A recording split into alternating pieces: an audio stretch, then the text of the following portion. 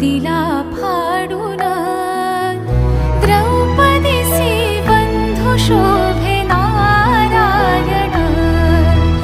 द्रौपदीसी बंधू शोभे सुभद्रा कृष्णाच्या पाठीची